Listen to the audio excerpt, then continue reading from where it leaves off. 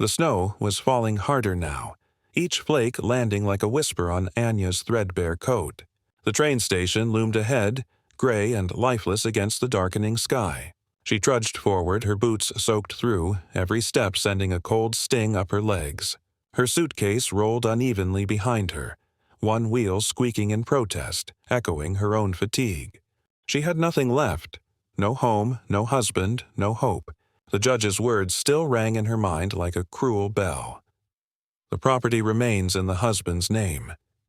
And just like that, the last piece of her world crumbled. Anya's hand instinctively went to her swollen belly.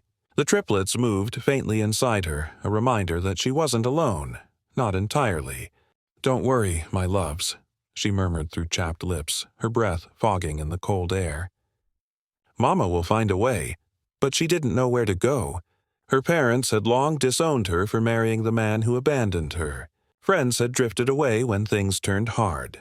Now, the train station was her only destination. Not for travel, but for somewhere to sit, to think, to breathe. Inside, the warmth of the waiting hall was false comfort.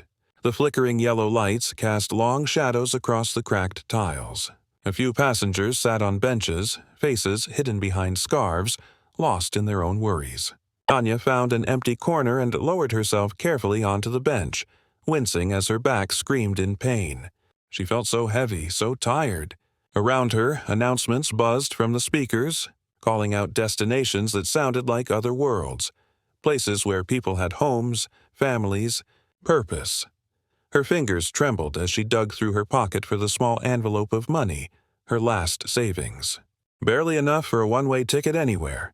But anywhere was better than here, better than the city that had taken everything.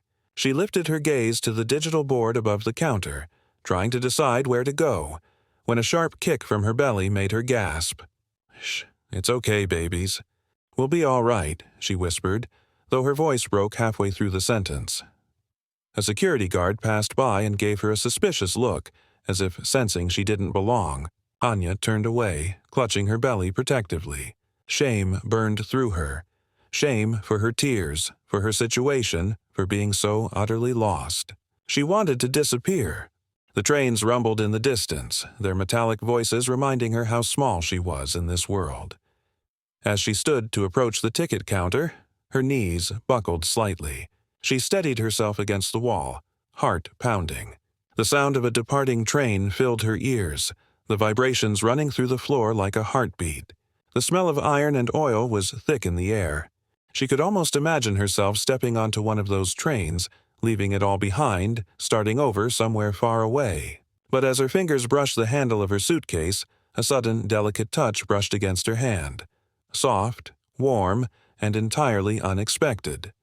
She froze. Her breath caught in her throat.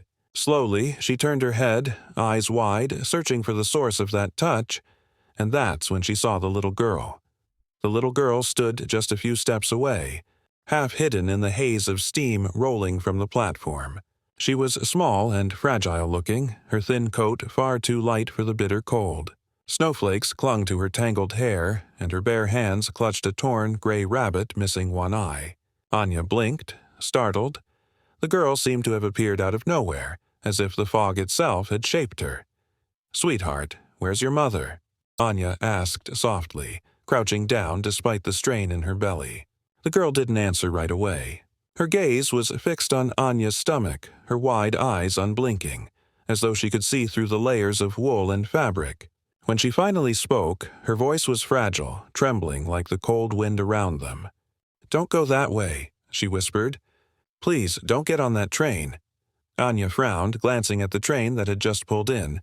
Its doors opened with a hiss, steam billowing out in thick white clouds. The loudspeaker crackled overhead, announcing the destination, a small industrial town hours away. It was exactly where she'd decided to go. "Why not, sweetheart?" she asked, trying to smile through her unease. "Is something wrong?" The little girl shook her head, clutching the rabbit tighter.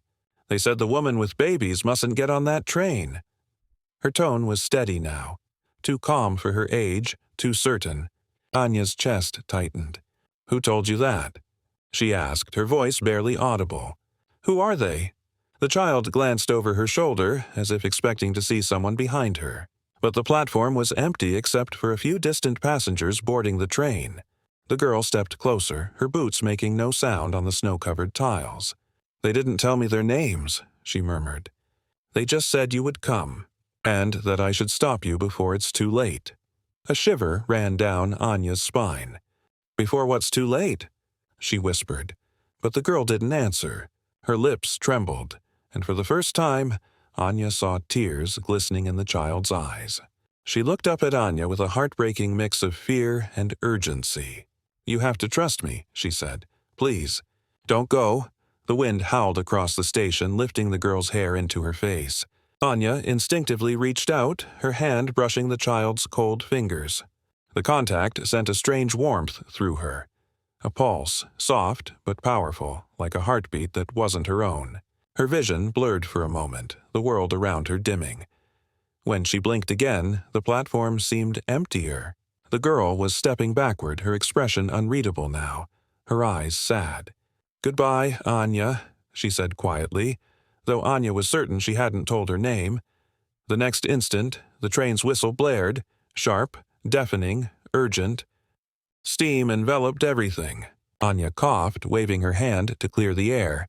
But when the mist lifted, the girl was gone.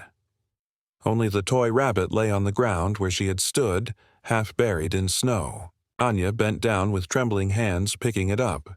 The fabric was soaked and frayed, but when she turned it over, she froze. Stitched across its belly in faded thread were 3 small hearts. For a few seconds, Anya just stood there staring at the rabbit in her hands, her breath trembling in the icy air. The 3 stitched hearts seemed to glow faintly under the flickering station lights, and her chest tightened with a feeling she couldn't name.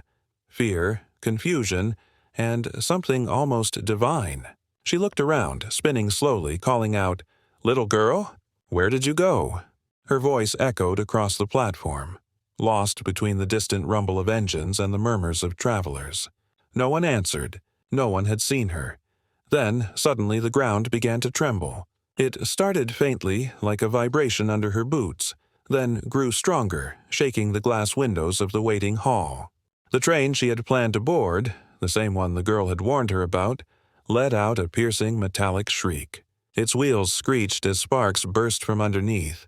Screams erupted from passengers still on the platform. In a split second, the deafening roar of twisting metal filled the air. Anya stumbled backward, clutching her belly as the train derailed in front of her eyes. One of the cars slammed violently into the station wall, shattering glass and sending debris flying.